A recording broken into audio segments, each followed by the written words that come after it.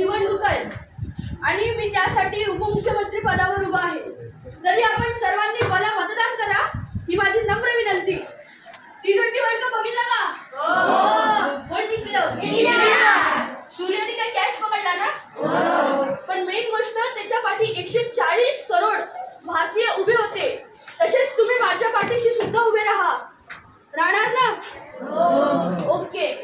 आता निवडणुका आल्या म्हणजे विविध उमेदवार येतील.